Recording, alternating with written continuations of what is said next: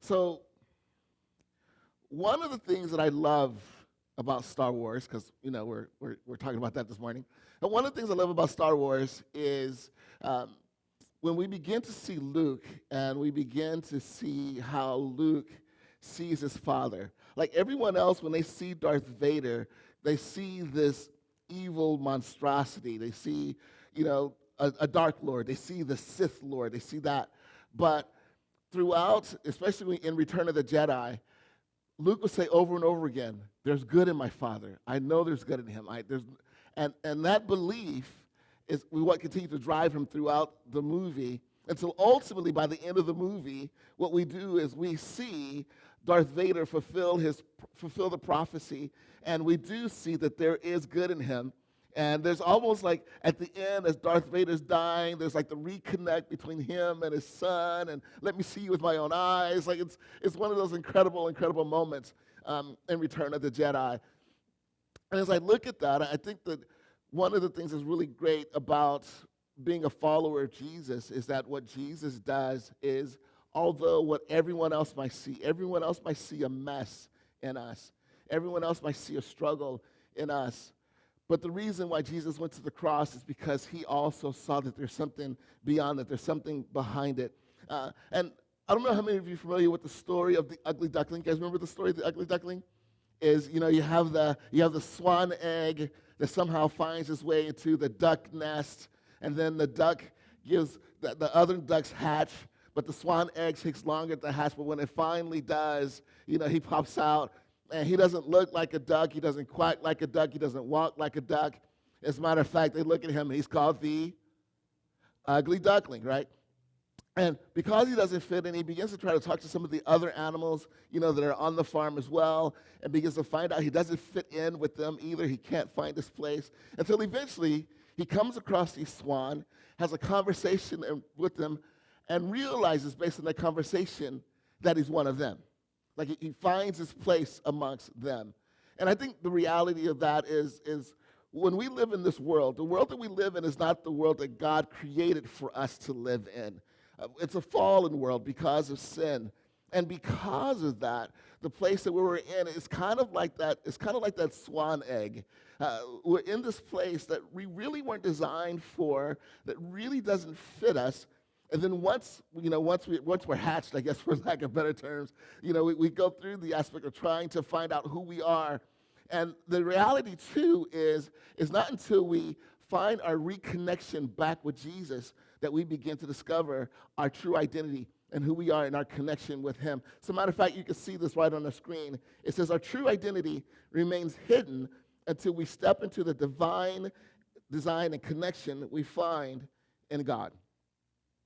So right now we're doing this series. We're doing a series called Who is Jesus? And it's been driven by this question. And we've been talking about it the last couple of weeks. And the question is, do we know about Jesus or do we know Jesus?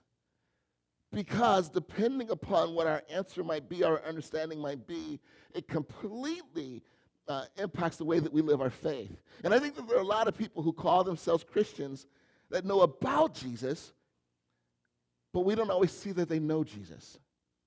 And the reality, too, is I think it's good for us to ask. Like for me, as I'm making a commitment to live this Christian life, am I living it based on the fact of what I know about Jesus, or am I living it based on the fact that I know him? And so what I wanted to do is, since Easter, we've been exploring who Jesus is.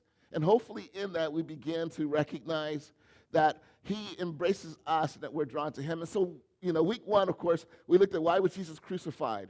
And we talked about this overwhelming grace that he offers to us and that he continues to reach out to us with unlimited mercy, hoping to see our lives change as a result of that. But then also, last week we talked about forgiveness. And we saw that the forgiveness of Jesus, that he forgives us wholly, and that's W-H-O-L-L-Y, not H-O-L-E-Y, not that holy, but holy, like fully, completely. He forgives us wholly, and also he restores us completely. So it was good for us to begin to dive into that.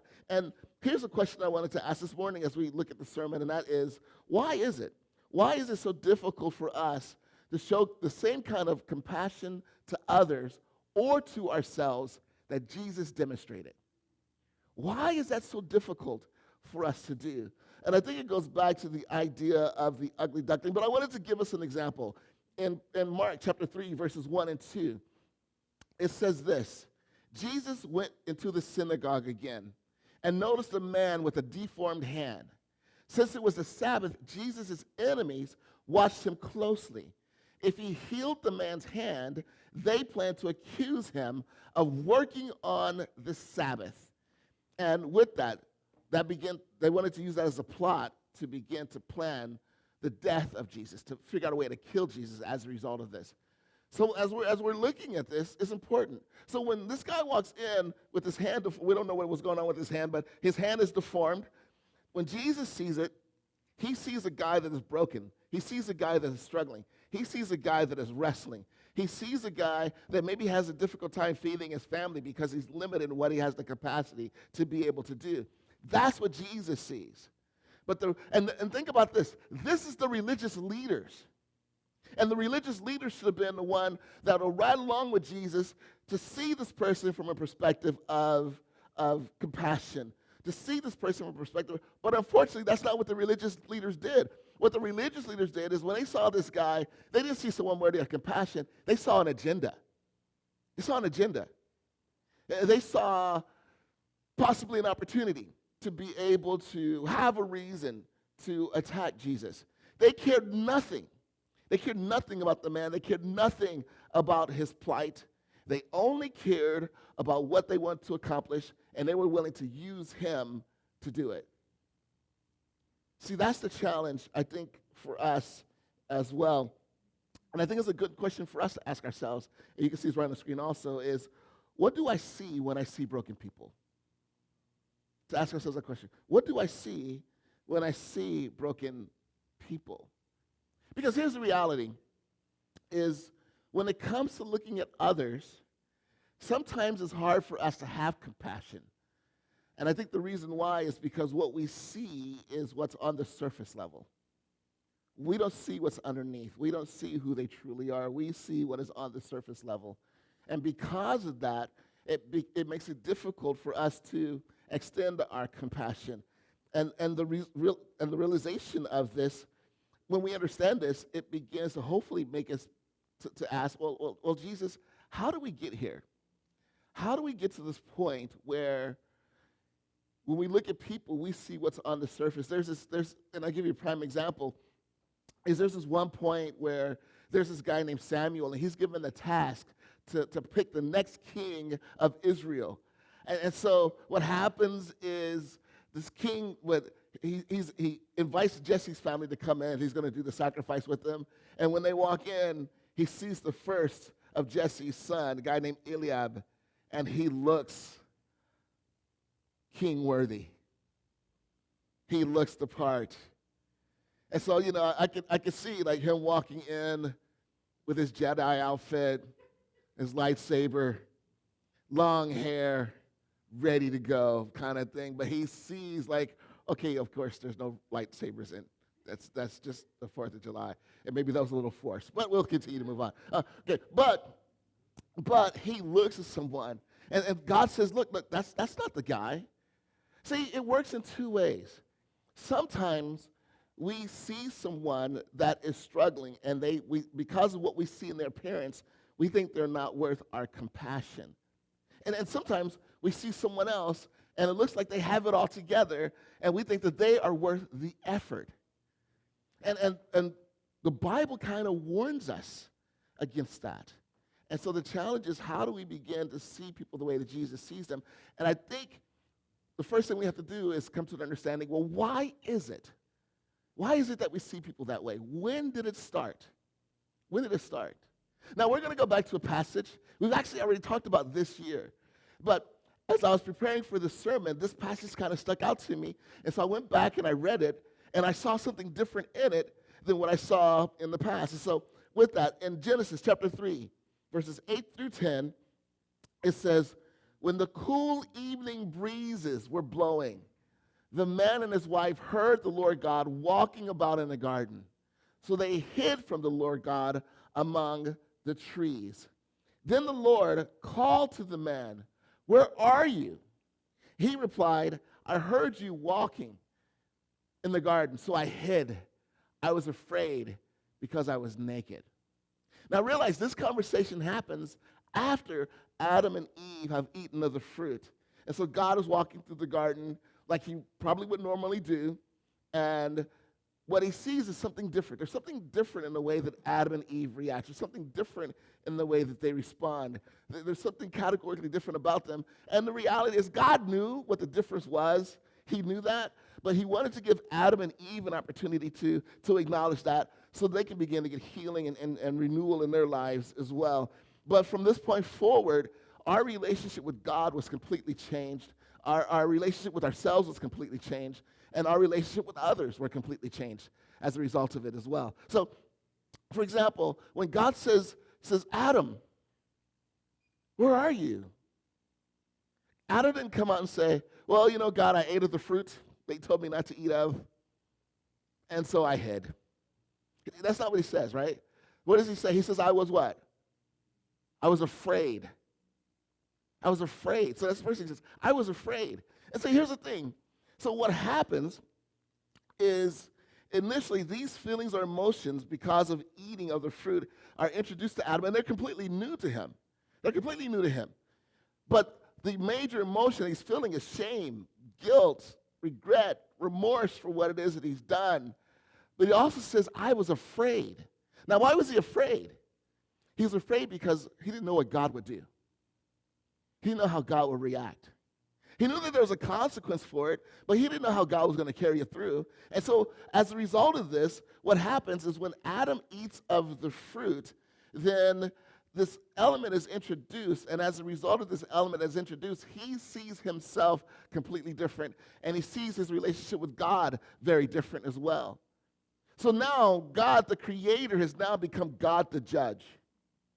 God, the one that you would run to when he was in the garden, now is the one that you run away from and you hide. So that affected the way that he viewed. And then he said this, "What I was naked. I was naked." Now, here's my question. Was he naked before this? Yes. Was he naked before he ate of the fruit? Yes. I mean, he's walking in the garden, naked. And I'm not going to go into more detail than that, but he was naked. And it wasn't a problem at all at this point. But then he eats of the fruit, and now it's a problem. Now it's an issue. And so this is what sin also does. It's sin, what it does is it takes something that really is our strength, that really is an open door for us to connect. It takes something that we really aren't, that we shouldn't be ashamed of, because it's the beauty of who we are. It takes it, and it taints it. It taints it. So when he wasn't worried about being naked before God, now he's worried about being naked. And so with this, it's interesting. When he's naked before, it's not an issue, but now that he's naked this time, he's unworthy. I'm unworthy. So I hide before you. Now, here's the other thing is not only does his perspective of himself changes, we'll go on. It says in Genesis chapter 3, verses 11 and 12, it says, "Who told you that you were naked?" The Lord God asked, "Have you eaten from the tree whose fruit I commanded you not to eat?" And his response was, the man replied, "It was the woman. It was the woman you gave me who gave me the fruit, and I ate it." So now his perspective of Eve changes. Because remember the first time he saw Eve? You know, God put him to sleep. God did the work, took his rib. I'm going to make this. And then, you know, he wakes up, and then he looks up, and he sees, you know, like, okay, praise God I don't do a better walk than that, because that would be a better issue, right? But he sees Eve walking to him, and he's like, whoa, man. And then like, "God, you're so good." It's like, woo-hoo! But now, She went from, whoa, man, to the woman. The woman. So because of sin, she went from his gift to now his downfall. His perspective of her completely changed as well. So this is when, at this point, is when this concept of us looking at people and looking at ourselves from the basis of surface level look, this is where it begins. This is where it begins. So I don't see the real me. I don't see the naked me that God saw that was welcomed. I see the naked me that is unworthy. I don't see the one who invites me to come with him. I see the one that I'm afraid of being judged by, so I hide. I don't see the one who is a gift to me from God. I see the one that it is her fault. She's the one. And so from this perspective forward, from this point forward, whenever we see people, we tend to judge them based on the same way that Adam judged Eve. So this is where it starts.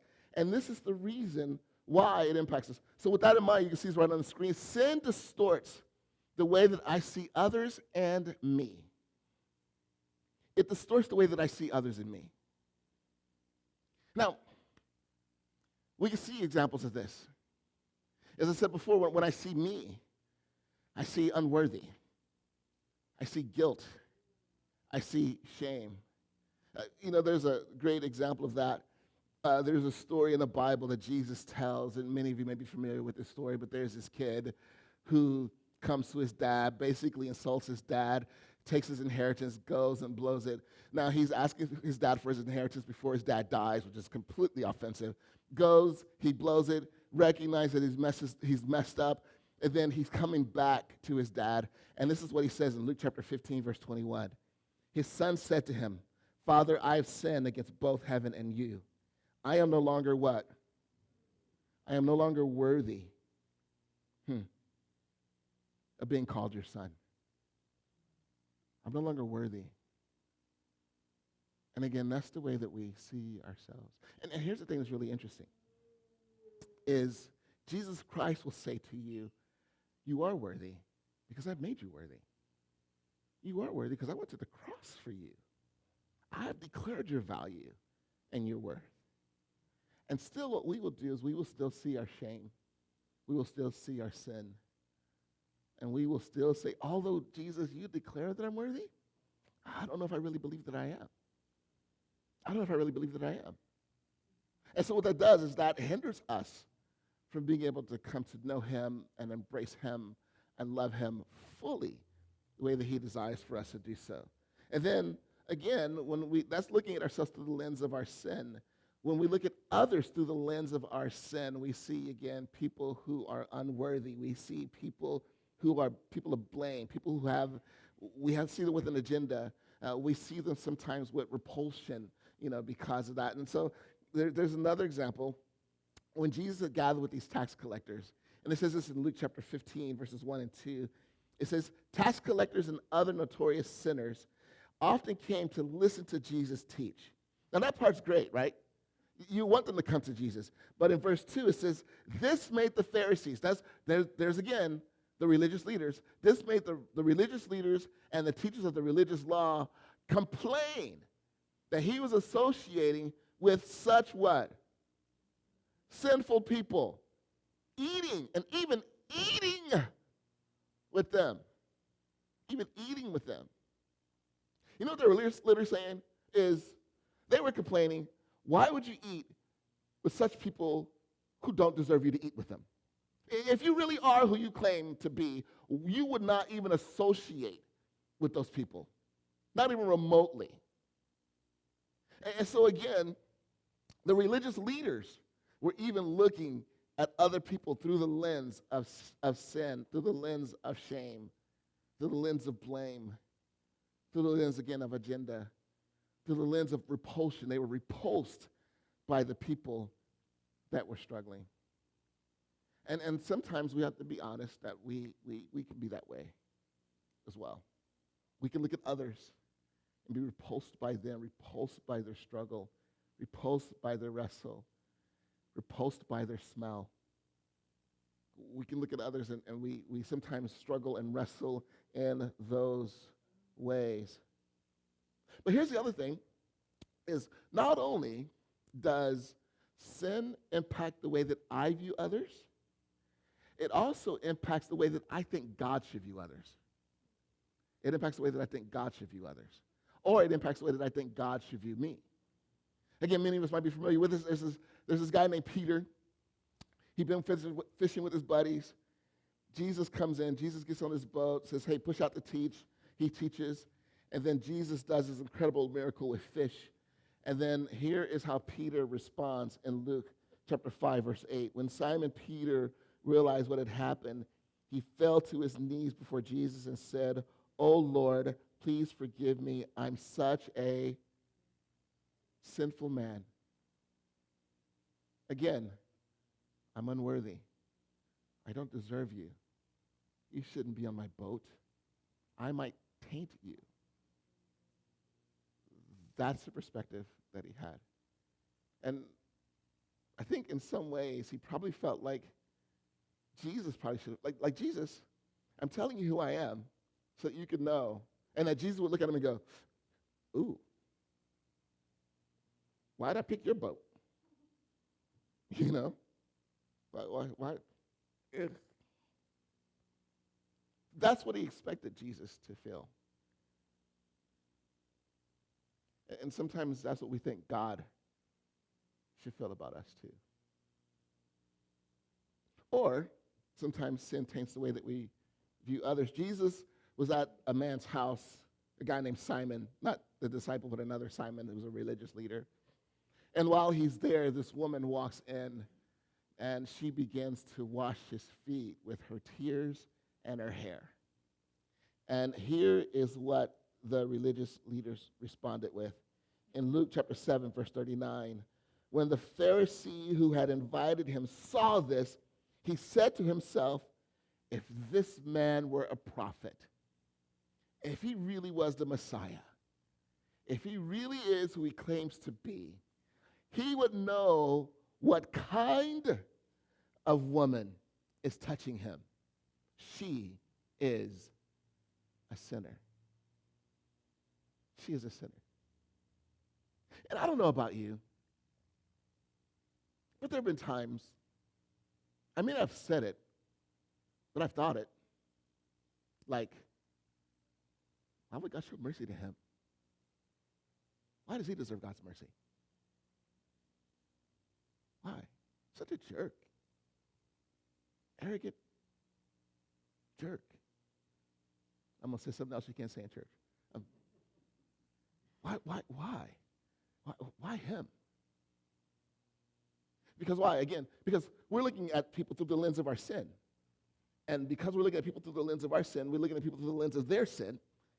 And we think God should do the same thing. And so we have a hard time with God extending grace to someone or compassion to someone. But we know that Jesus sees people differently. He sees them differently. In Mark chapter 10, verses 46 and 47, Jesus is traveling with his disciples. And it says this, then they reached Jericho. And as Jesus and his disciples left town, a large crowd followed him. A blind beggar named Bartimaeus, son of Timaeus, was sitting beside the road. When Bartimaeus heard that Jesus of Nazareth was nearby, he began to shout, Jesus, Son of David, have mercy on me. Why? Because I can't see him, but he's definitely going to hear me. I'm going to get his attention. Also, because he's blind, he doesn't know how far Jesus is. He doesn't know how close Jesus is. So he's just yelling out because he wants to be heard. He wants to be heard. So here's how the crowd responded. And this is where you get to participate in the sermon. Mark chapter 10, verse 48. Be quiet. Many of the people yelled at him, but he only shouted louder, Son of David, have mercy on me. So now here's my question. This is where you get to participate in helping to write this sermon. So here's my question, and I would just love to hear your thoughts. Why do you think the people told him to be quiet? Disrupting the crowd, good. What else? Why do you think? They were embarrassed? Okay, good. Why else? Anyone else? He wasn't what? He wasn't, yeah. Yeah. Anyone else? Because I think all of those things came to play. I think they all came to play. Because think about it. You know, pretty soon Los Angeles is going to have the Olympics. Correct? We're going to have the Olympics coming. I guarantee you, there will be no homeless at Olympic venues. I guarantee you that. I guarantee you, anything that could possibly embarrass our city will be dealt with and removed. Dealt with and removed. So I imagine that too, and have you been in that experience too? Like you're with someone, and you want to have like an element of dignity, and that person begins you're like, dude, shut up, you know, go on. you know, you don't want to be embarrassed, kind of thing. Like I don't want them to look at. So I imagine that. Also, he's a blind beggar. Being a beggar, you don't know what he looks like. We don't know what he looked like. We don't know what he smelled like. We don't know. Like there's some aspects about him. And so that's what they saw. But it goes on, and it says in Mark chapter 10, verse 49, when Jesus heard him, he stopped and said, tell him to come here, which is really cool what Jesus does. Jesus doesn't just say, come here. He talks to the crowd who were embarrassed about him and says, now you guys go tell him to come here.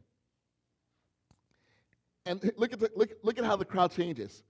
So they called the blind man, cheer up, cheer up. They said, come on, he's calling you. See how the crowd changed? See how the crowd changed? And see, that's the beauty when we're exposed to Jesus and that we allow him to fill us, is we will begin to look at the people that are undignified, people that we're embarrassed by, people that are repulsive. We will begin to look at them a little bit differently. And we'll begin to recognize, because here's the truth, for every person on this planet, Jesus is calling them. From the best of the best to the worst of the worst. And even those who are the best of the best have some worse in them. He is calling them. Why? Because he sees beneath the surface. Again, everyone else saw Lord Vader, the Sith Lord, the evil guy, and Luke saw his dad.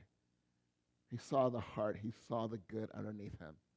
That belief drove him. And so would everybody else see something in you that is unworthy, that is undesirable, that is unnecessary, that is repulsive? Again, what God does is God sees what is underneath that and invites you to come. Here's another example. In Matthew chapter 8, verses 1 through 3, beginning at verse 1, large crowds followed Jesus as he came down the mountainside. Suddenly, a man with leprosy approached him and knelt before him. Lord, the man said, if you are willing, you can heal me and make me clean. Jesus reached out and touched him. I am willing, he said, be healed. And instantly the leprosy disappeared. Instantly it disappeared. Now here's the thing that's really interesting to me is here's this guy, and another version or another passage, one of the other Gospels describes this guy, and it says that he has advanced leprosy. Advanced leprosy. So literally, here's this guy walking to Jesus. It's possible that he had like fingers missing, limbs missing, because he had advanced leprosy. Also probably had sores, smelled, was repulsed. And then here's a guy, again, that everywhere he walks, he has to yell, unclean, unclean. And so what happens is people are running across the street to get away from him because they feel like leprosy is contagious and they don't want to get it. So they're running to get away from this guy. Yet, here's the thing that's really interesting about this passage. Because he says, Jesus, if you're willing to heal me. Do you guys, what did Jesus do first? Do you remember that from the passage? What did Jesus do first? Passage says he reached out and touched the guy and then healed him. Now, being honest, I would have done it in reversed. Let me heal you. Oh, good. Okay.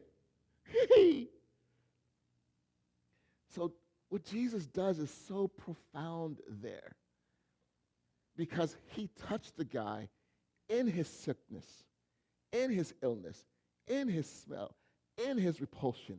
He touched the guy. And I'm sure people around, people were like, ew. Right? Because honestly, isn't that what we do sometimes? I see a nurse that goes into a hospital room to help a person with their bedpan.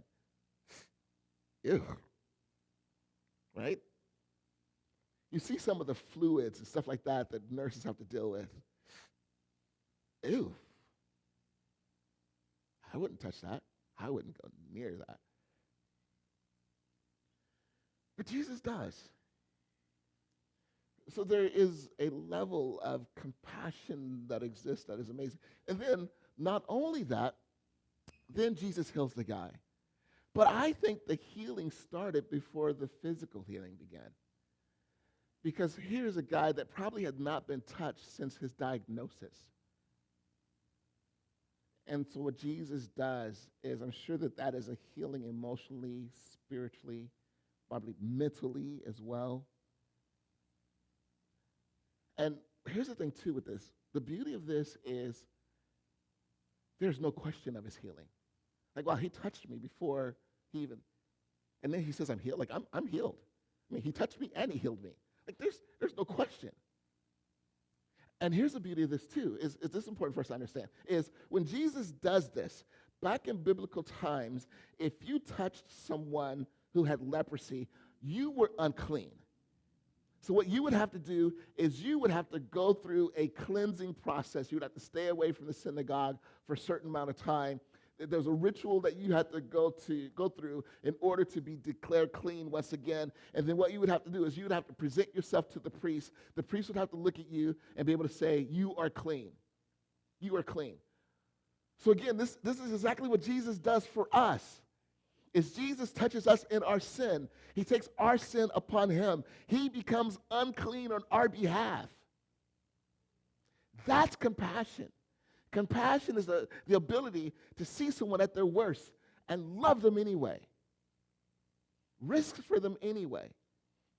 And that's exactly what Jesus does. Now, why does he do that?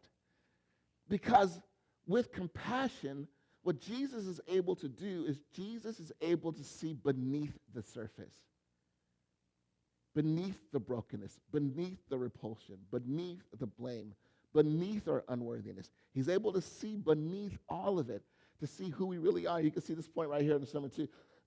Compassion sees beneath the condition to see the man. Sees beneath our condition to see us.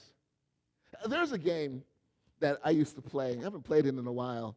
I think we played it as our family as well, too. It's a game called Outburst. Has anyone ever played Outburst before? Okay. Yeah, it's been a while. It's been a minute. But it was in my closet. I was like, ooh, sermon illustration. All right, so not old enough. Boy, you better watch yourself. You know, you have some people here that you're outnumbered, so you might want to watch what you say.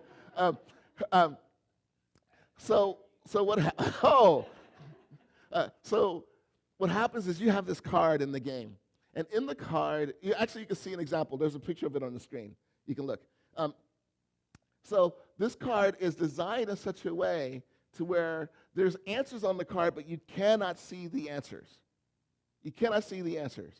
All you can see is what's on the surface. So if I pass this card to you, you would be able to see, especially if you held it to light, you would be able to see that there are some blue words that are on there, but you can't still really be able to see what the words are. You can't.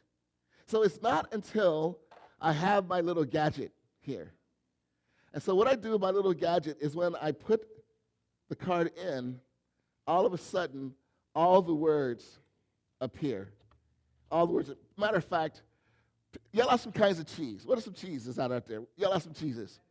Cheddar, Swiss, good. Gouda not on there. Anyone else? Mustard? American? Anyone else? Sharp cheddar? Okay.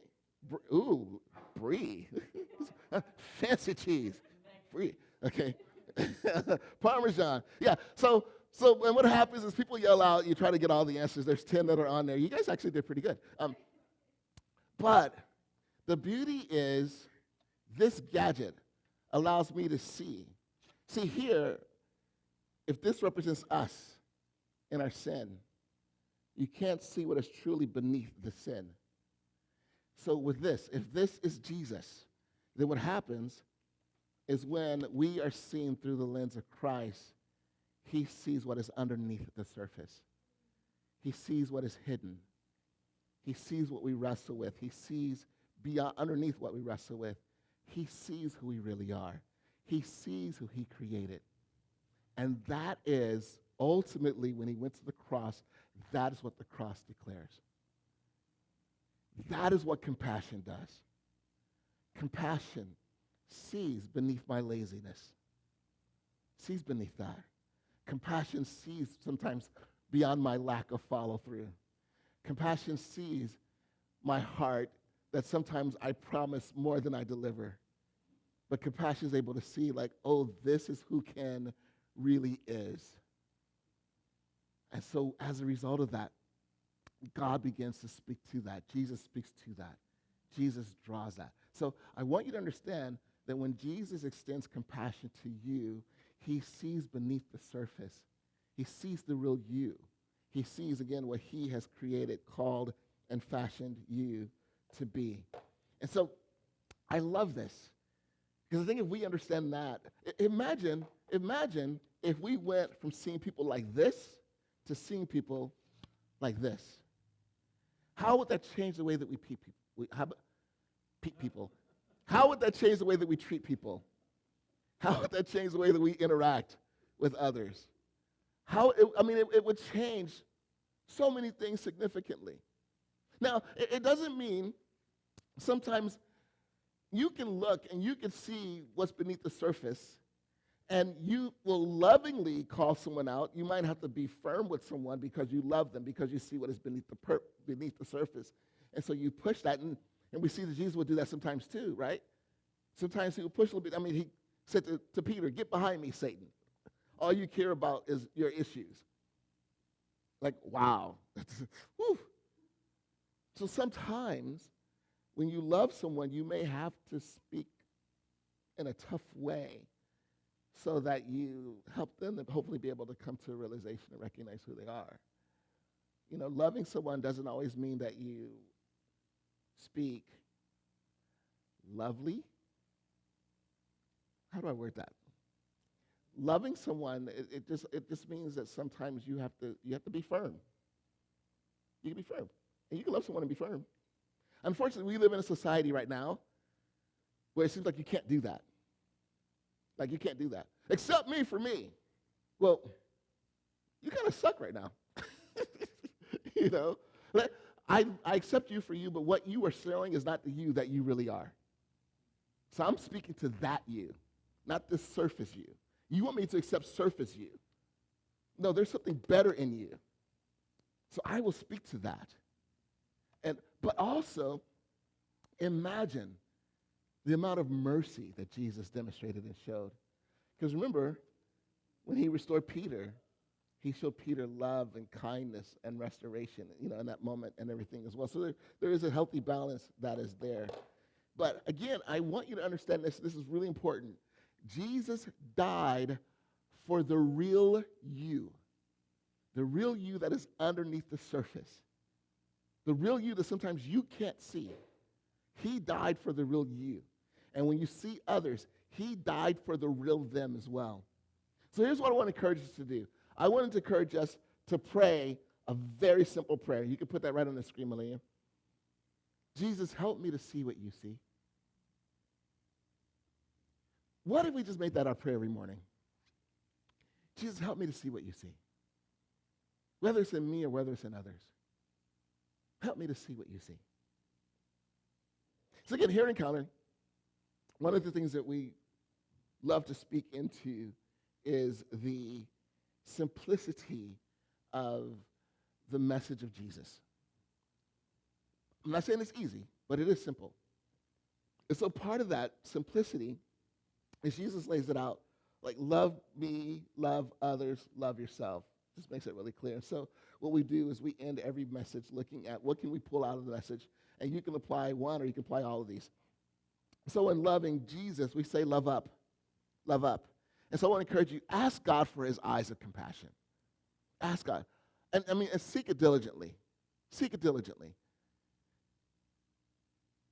Because it may change, like I said, the way that you see you.